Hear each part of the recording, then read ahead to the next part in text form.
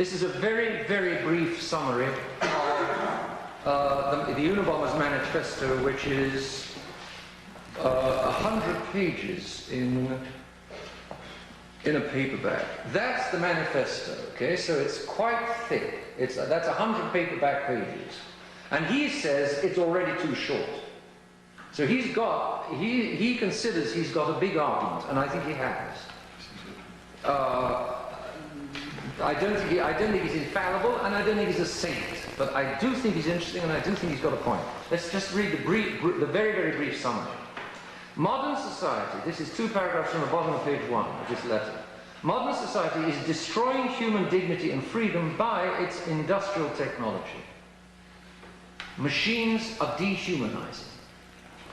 A symptom of this destruction is the modern left-winger or leftist, a type of man recurring in numerous protest movements today, often himself belonging to no minority group. In other words, he's not a black, he's not even a woman, he's not a lesbian, he's not a Jew or anything like that. He's a wasp, but nevertheless, in the name of a variety of such groups, he attacks Western civilization with a hostility, betraying his lack of real compassion for the supposed victims.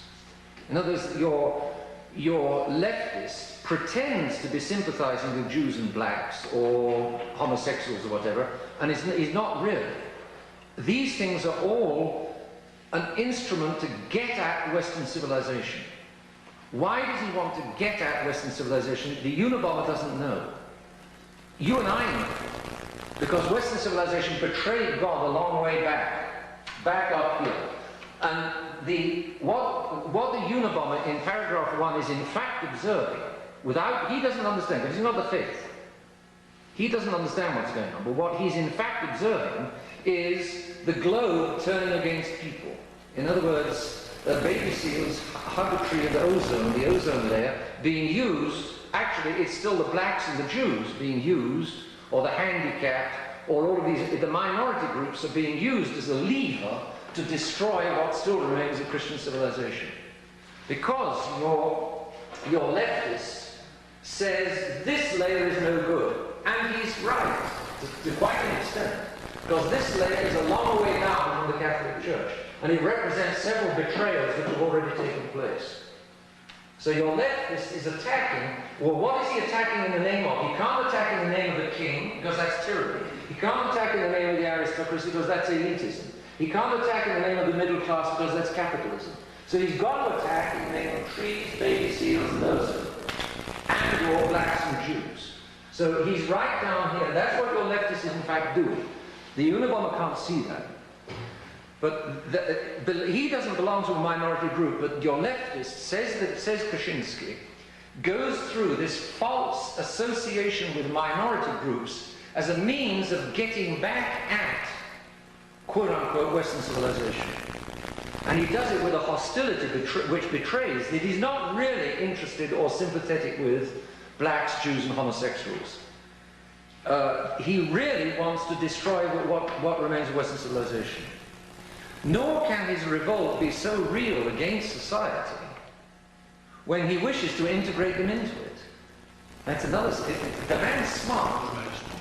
See? Because he wants blacks. He's saying blacks are scorned and trodden on or walked all over. We want blacks back into society. Hey, I thought you said society was no good. Well, why do you want to pull blacks into it then?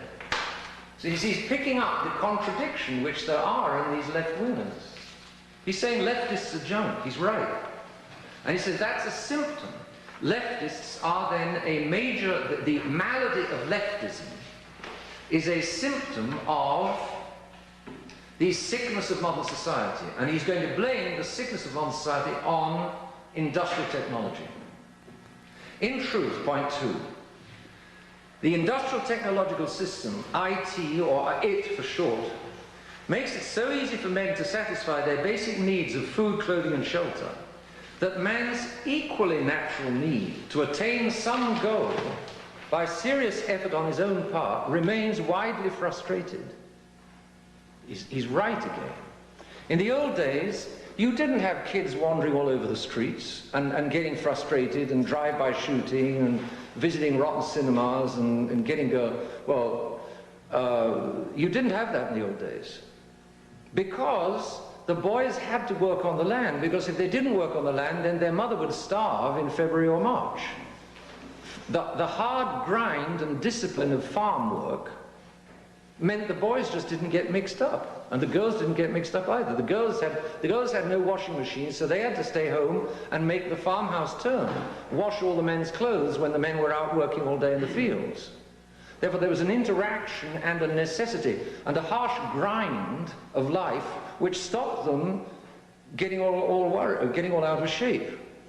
There's a very amusing thing said about Jewish immigrants. They used to land in Brooklyn, and then, of course, they moved inland to sort of the posh parts of New Jersey. And the Jew is quoted in New Jersey as saying, you know, when we landed from the old world in Brooklyn, we were far too miserable to think of committing suicide.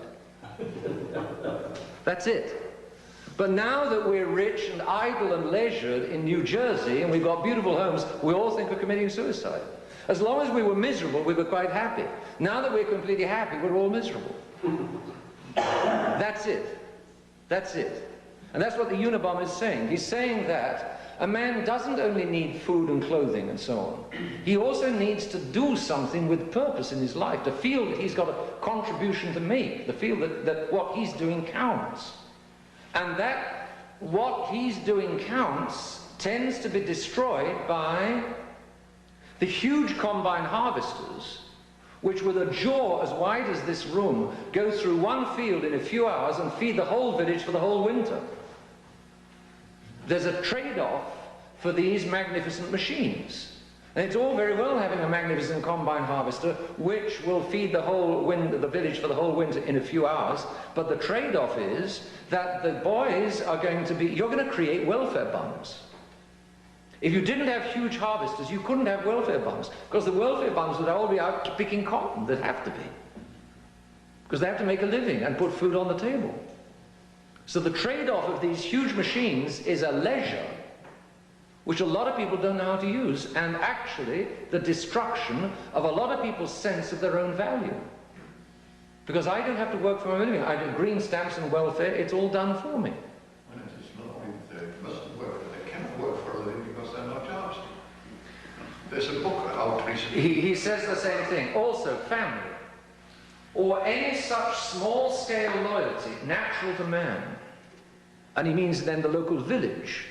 Man, that the Unabomber realizes that man naturally lives in little communities. He lives in a family, then the family lives on a block, and the block is part of a village or is part of a street, and the Unabomber realizes that men need that. But he says, any such small-scale loyalty is necessarily disrupted by the large-scale commitment required for industrial technology to function. It's very smart. Let's stop and think for a moment. Here I've got a factory mass producing, I think this is his example, mass producing, let's say, shoes. And because I produce so many of them, I produce them very cheaply. But if I produce in Cleveland, Ohio, a massive amount of shoes, I've got to get them out to all parts of the country. In other words, there's got to be distribution. For the shoes to be produced so cheaply, the lorry driver, the truck drivers have got to get them out. The truck drivers mustn't go on strike. The truck drivers have got to be in sync with the factory. And then the retailers have got to be in sync with the truck drivers, in sync with the factory. The huge scale production requires the smooth running of a huge machine. Therefore, he says, that's what he means by the large scale commitment. Industrial technology requires a large-scale commitment in order to work. He says one refrigerator requires steel, it requires freon, a factory producing freon or something like it. It requires somebody to get it, to move it across the country. It requires a whole lot of things that you don't think of when the refrigerator is just standing there. But behind one refrigerator stands a whole system, a whole wide-scale and big system, all of which is necessary for one refrigerator to operate. Added to which, of course, you need a whole local electric power station. Yeah, so Industrial technology destroys family values. Because you have to put loyalty to the big system over loyalty to my little village. Otherwise, the big system is just not going to work. And therefore, the big system is at war with the little systems. And if you put all your faith and money into the big systems, it's going to necessarily destroy the little systems. So, when people say, we want the family, we want family values, we want the family, we want family values, and then in the next breath say, but we want mass-produced goods which are all very cheap so that we have a nice, soft, comfortable way of life, the Unabomber says such people are contradicting themselves without realizing it. They are wanting a whole lot of things which undermine what on the other side they also think they want. And so the whole system of American life, for instance, tends to the destruction of the family. So that when poor Americans stand up and say, I want to defend my family, I believe in family values, I want to defend my family, nearly always the same Americans, 2 or 3 or 5 or 10 or 15 minutes later, will be speaking up for technology or speaking up for industry or speaking up for something which undermines the very family that they've just said that they wanted to defend. So there is always a trade-off. And the trade-off of industrial technology is expensive. Exactly the same things happening in Europe. In Europe, decent Englishmen are saying, we want England. Decent Germans, patriotic Germans, are saying, we want the sovereignty of Germany. Decent Frenchmen are saying, we want old-fashioned Catholic France. But a quarter of an hour later, that same Englishman, the same German, and the same Frenchman are all saying, but we also want the nice life which is provided by European-scale production. But the moment you speak up for European-scale production, so that the shoes come from Spain, the tomatoes come from Italy, the razors come from Holland, the beef comes from England, whatever it is, the moment you want wide-scale production, with all the bananas coming from Ireland, whatever it may be, you've necessarily got to put Europe first. And so these dear Europeans who... The dear Europeans who on the one hand want to defend their own country, on the other hand want the soft, inexpensive and easy life, they're contradicting themselves without realizing it. If you want a nice sovereign country, you've got to pay the price, which is less manufactured, soft, inexpensive goods. If you want these soft, inexpensive, easily available, mass-produced goods, you've got to say sooner or later, bye-bye to national sovereignty. Take your pick. You pays your money, you takes your choice, but you can't have it both ways. The Unabomber sees it, and he's a smart man. And he says, you can't have both industrial technology, nationwide industrial technology, and the family. You can't have it both ways. You're going to have to take your pick. Therefore, it destroys family values. Similarly, the host of rules and regulations imposed by the functioning of industrial technology stifle man's acting on his own part to attain real goals, which is what the Unabomber says is his real freedom. And therefore, according to the Unabomber, not only is industrial technology against the family, industrial technology is also against liberty. You see, he's got this liberty bug, but there's something in it, there's something in it. 3, nor can any minor adjustment or compromise reconcile industrial technology with freedom, both because industrial technology has to regulate human behavior closely in order to function at all, and because all parts of industrial technology are interdependent. That's something he proves in detail. Take, for example, a steel mill. As you know, a steel mill has to keep hot all the time. It takes a long time to heat up a steel oven, and once you've got it hot, you have to keep it moving. In other words, you're going to have workers all around the clock. For workers to work the first shift, you're going to have workers on the second shift, you'll have to have workers on the third shift, and if one of the shift workers drops out, the oven cools off, and the other shift workers are all in trouble. You have to step into the system and make part of the system and obey the system for the system to operate. Whereas when you're running your own little farm with your own little horses, independent of anybody else's farm, you don't have to worry about what anybody else is doing on their farm. The working unit is just your little farm. The working unit, at the very most, your little village. But industrial technology means that your working unit is either the whole country or the whole continent. And in Europe, it's getting dramatic, because the national sovereignties of these famous old nations is going under, and it's going under the wheels of the juggernaut of industrial technology. Sorry, let's wait until the end. Well, I must lay out what the Unabomber thinks, and then we'll be wide open. All parts of IT are interdependent. For instance, the refrigerator manufacturers absolutely require electricity, and the electricity absolutely requires somebody to produce machines which need the electricity. The whole thing interlocks. On a massive scale, the whole thing has to interlock. You can't deny it. You just can't deny it. And there's always a trade-off, but if you have the nationwide technology, there's a serious loss as far as the family is concerned. And he argues why. He argues, the man thinks. Moreover, men's desire for industrial technology and for the benefits of industrial technology has for a long time been proving stronger than their desire for freedom, for a variety of reasons. So that the advance of industrial technology seems to many people to be irreversible. I'm sure it seems to many of you to be irreversible. For instance, interesting example. The use of a motor car was originally optional. When motor cars first arrived, you could have one or you could not have one. You didn't have to have one. But then, after a while that the motor cars had been here, especially in the United States, the cities were laid out in function of the motor car.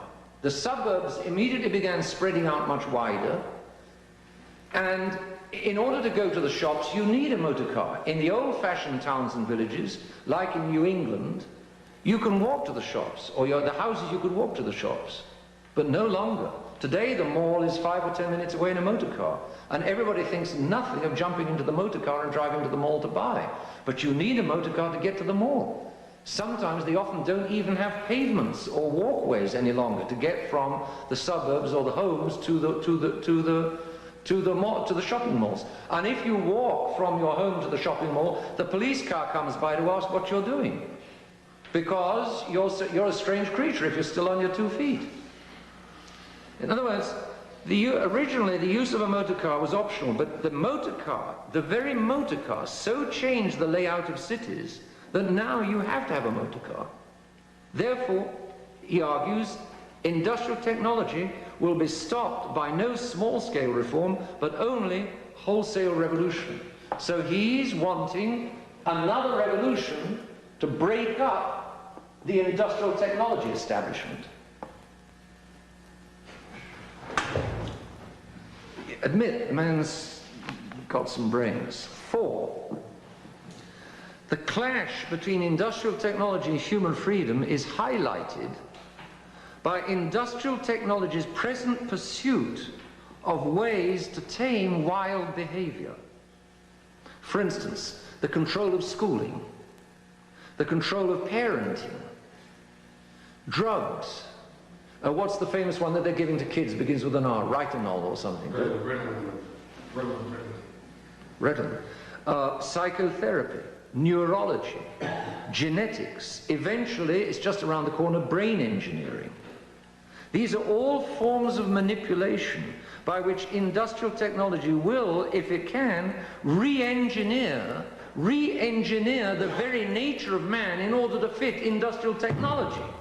He's right. In other words, the tail is wagging the dog. Man has created industrial technology to serve him, but now man is going to be changed in order to serve and to fit industrial technology. That's what's happening. It's happening right around us. And you see the constant, we give the kids drugs because they're not fitting into our wonderful schools, or they're not fitting into our wonderful way of life. Or my wife is considering that I'm a son of a, well, I need to send her to the psychotherapist because she's got the problem. No, maybe she hasn't. Maybe you're the problem. Maybe all of these kids that misfit modern society, maybe they're not misfits, maybe it's the society that's the misfit. You listen to these rock singers. I mentioned in this thing that I mentioned Pink Floyd. You listen to these rock singers, they're in pain. And they're in pain in modern society. We don't need no education. We don't need no thought control. They're complaining at the schools. Because the school system is processing and brainwashing. The school system is denying these kids their value and importance as human beings. It's wanting to turn them into machines. It's wanting to turn them into computer nerds. And a marvelous sentence of his is that he says, the teachers in today's schools are too busy taking knives and guns away from the kids to have the time to turn them into computer nerds. It's well said. Very well said. Because the kids don't want to be turned into computer nerds. What do the kids want? They don't know. They don't know what they want. All they know is that they don't want modern society. I'm not saying the kids are saints or angels. But I'm saying that modern society has got a lot of things deeply wrong. And the Unabomber, even without the faith, is intelligent enough to be on the tail of these things that modern society's got wrong. What's happening is, this is where we're connecting with the encyclicals. The Catholic Church understands human nature as God made it. But the Masons are wanting to change human nature. They're wanting to bend, they're wanting to substitute God's nature with a new nature of their own. But the new nature, the new world, the new technological world, the new machine world that they're producing to change human nature doesn't fit human nature. And so the poor kids are squealing and yelling because they know it doesn't fit. Then the kids reach the age of 20 and they flip. The kids flip. The kids say, well, I'm being offered a nice cushy job with 50,000 a year, and there's a sweet chick here, so I'll settle for a ticky-tacky house, a ticky-tacky wife, a ticky-tacky car, a ticky-tacky salary, and I will have a ticky-tacky happiness, and then my kids, I know, will listen to rock and roll when they grow up, but I know that they'll grow out of it just like I grew out of it. What kind of a world is that? So, all of these things are forms of manipulation by which industrial technology will, if it can, re-engineer the very nature of man in order to fit industrial technology. The tail is going to wag. The tail is already wagging the dog. We've got a deep human problem, and the Unabomber is killing people in order to wake people up to the problem. I'm not saying he's right. I'm not saying he's right. But the man is so frustrated at trying to get through with a serious message to people who will not be got through to, that he's killing, he's resorting to killing in order to get through. Presently, more and more humans are rising up in revolt against industrial technology. But if industrial technology prevails, not even the rulers, the manipulators, the guys in control of industrial technology will have much freedom to move. Okay, and that's very true. I'm sitting on top of this machine, which is crushing everybody else. But I've got to stay in the cabin of this machine, and I've got to keep watching all of these controls, otherwise I'm not going to be sitting here any longer. The machine will, somebody else will take my place, I'll lose control. They will stop being crushed, and then I will get crushed with everybody else. So the machine crushes the people underneath it in one way, and it crushes the people driving it in another. It's a triumph of the devil, an absolute triumph of the devil. Everybody is being dehumanized. Everybody's getting crushed. If IT wins, then not even the drivers of the IT will have much freedom to move. Whereas, if IT is smashed, that's the Unabomber's dream, there may be chaos, but at least humanity will have another chance. And the chaos may cause less suffering than the continuance of our industrial technology will cause. Poof. Man. And he argues every point of the way. 5. Because if IT survives, if industrial technology survives, then the future looks grim. Because he's got various alternatives. If IT is not broken up and smashed, if we don't take sledgehammers to the whole industrial technology way of life, if IT continues, there are various alternatives. Either for the sake of efficiency, machines will be in total control and no man will have any freedom at all left. Or an elite will still be in control, an elite will be running the master machines, and then there are again two alternatives. The elite will run the master machines in such a way as to eliminate the masses, so that a few are in control while the rest are dead. Or they will run the machines so as to tame the masses, domesticate the masses, so that the few are chained to the machine. They've got to stay in the driving seat and keep pushing on the buttons, while the rest have no freedom or meaning in their lives.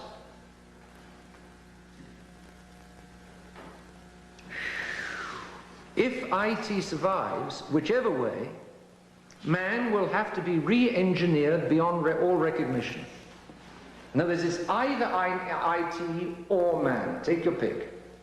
That's what he's arguing. It's a strong argument. 6. However, IT is not unstoppable. We can throw a wrench in the works, a monkey wrench in the works. The positive alternative that we need, now this is where is wild nature. This is why he went off to live in a cabin in Montana. Free of men or with wild men. So he's back to destroying human beings. He's got no answer. He's got no real answer. He sees the problem. He's very good at the problem.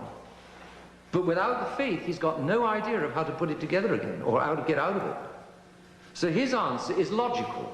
Since industrial technology is the problem, then we've got to go back to the wilds. And he had that little cabin in the middle of Montana, in the middle of nowhere. What's the advantage of wild nature? It's completely non-technological, you know, adders and ferns and bushes and rivers and streams and mountains and clouds. It's non-technology, it's beautiful, it takes care of itself, it permits survival living. One may have toothaches, but rather toothaches are better than industrial technology.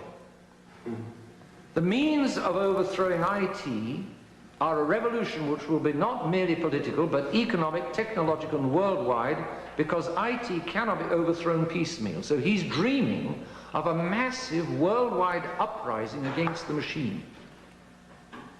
Above all, let our revolutionaries, so he wants another revolution. We've had 1, 2, 3, 4, so he wants a 5th revolution. It's all the same thing.